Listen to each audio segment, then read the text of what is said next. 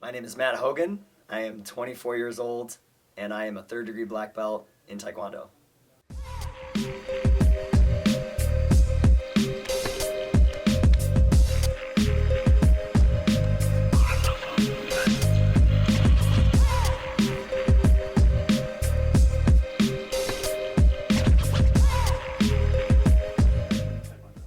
I started training in martial arts April 11th, 2001. And it's funny because I actually remember the date when I started. I used to live in east side of Buffalo, and when I was about 10 years old, my parents decided that we wanted to move to Kenmore, better area, better neighborhood, and they were just looking out for me for, maybe pursuing a better education, better, environment. And so when I moved here, it was at the beginning of summer, and I lost all my friends. You know what I mean? They were all still in Buffalo, and I was in Kenmore, and I didn't know anybody. So I spent the entire summer inside my house doing, a whole bunch of nothing, playing video games, things like that. And I remember this martial arts school, Master Ketchens, opened up on Kenmore Ave, which is a mile away from my house. And we were passing it one day, and I was so hyped to get started. I was so excited to begin that I literally remember the date in which I first took my first martial art class. So I started April 11, 2001. It really was a click, a very surprising click for me. It was a really good way for me to express myself, to kind of get that, physical outlet. I was able to work on moves, and I was able to connect with these instructors that were a part of this facility that really gave me a new insight to, the path that I could take and what I could achieve. So, being able to be a part of it, and, the vibe I was getting in the school, the people I was working with, the moves that I was learning how to become a Power Ranger, So I was loving it, and, what kid wouldn't? And I think it was the perfect mix at the time. I was a part of the perfect storm. I had great instructors, I had a really strong passion for what I wanted to do, and it really just kind of, took over, and I never really looked back. Yes! What? Yes! What? Yes! What? What? Yes! What? Yes! Yes! Because the one thing I always found here in the martial art training is there's no sideline, there's no bench. You know what I'm saying? It's not like a team thing. Everybody's engaged, everybody's involved for their own self. And that's one of the beautiful things about the martial art training. You're never, like I said, you're never just being, forced to the side or getting overlooked because of maybe your innate abilities or your talent. It really comes down to who's going to work and who's going to put the time in, and who's going to show the dedication that requires to achieve a black belt or something like that. So whenever I did find myself in a rut, or I was at the bottom part of a dip, I always found a way to I found outside motivation from my parents. One thing I always try to do is keep the end in mind. I'm always looking forward to that end result, that end goal. What am I trying to achieve, right? With martial arts, it was something I could see a lot more clearly, I was a part of a lot of leadership training teams in the school. I was helping out with classes. I was teaching kids eventually. It was awesome, and like I said before, it was all about my own personal development, not the team's development.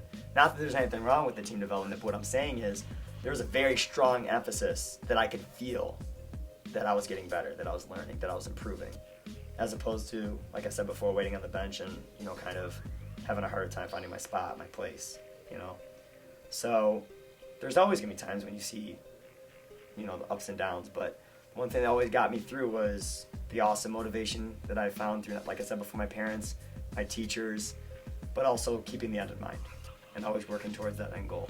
That was huge for me. If you imagine a martial art class right now, you would imagine the head instructor in front, you would imagine the students in lines, you're responding to the teacher in a very disciplined way. By doing that, it builds up, your ability to respond, to answer, and internally you start working on your ability to kind of follow through with directions, and then not only just respond and listen, but your ability to carry that over outside of the school as well in your everyday life. If I can listen to the head instructor and I can follow his requests on a dime, well, I'm gonna be able to do that all over in life. One of the challenges that I was presented with when I was going for my black belt is they want you to fast. They want you to fast for a day, so not eat any solid foods, just drink water, stay hydrated, but have the self-control to not eat any food for a day. And then after that, you have to come back and you have to go through a 2-hour physical exam.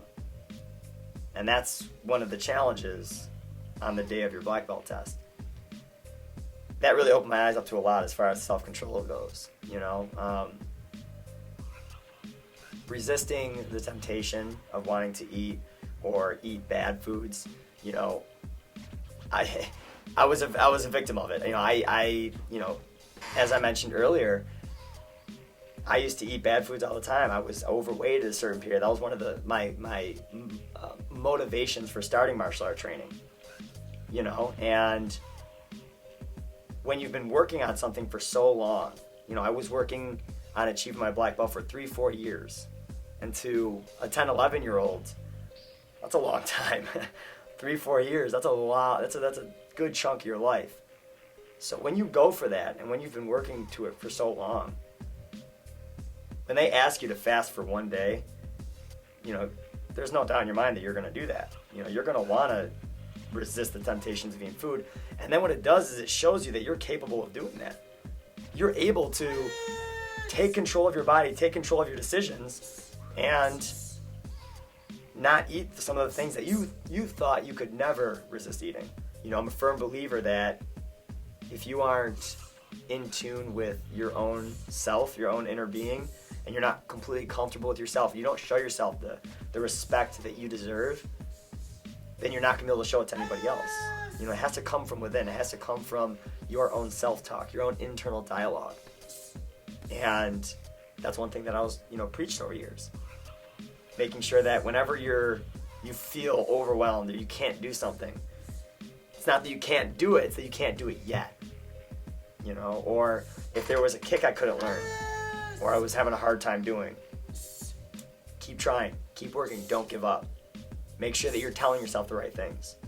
Make sure that your internal dialogue is in a positive, uplifting, manifesting manner. You want it to boost you, because that's the only thing that's going to get you better. If you tell yourself anything other than what needs to be heard, it's not going to get you where you want to be. Having the opportunity to be a part of this ever since, when I was a kid and I first started, April 11, 2001, being around this environment, this vibe, this atmosphere, done nothing but positive things for me, nothing but uplift me, inspire me, right? When I went to college, I was so confident in what I was doing here, and I felt something, regardless of, what I was making or, what was happening from here on in. I knew that there was a part of me here, a part of me really wanted to do this. So I investigated, I stayed with it. When I went to college, it was to accent what I was doing here, And it's because of that training, because of that education, because of my self-education, the books that I've read, the movies that I've watched. And I'm not talking about movies in theaters, I'm talking about, videos online, through different blogs, different websites, personal development things. Because of all that time I put together, I feel like it's contributed to who I am today, and I couldn't be happier with where I am and where I'm aspiring to go. So that would probably be, I guess one of my favorite side stories is the idea that through this martial art training, I've created something that has become my legacy. The website that I founded was movemequotes.com, movemequotes.com. Just in case you can understand what I was saying, but and it's really become because by putting something into it every day, by blogging, by writing, by talking, that's something that regardless of where I end up, that's always going to be there. That's a part of me.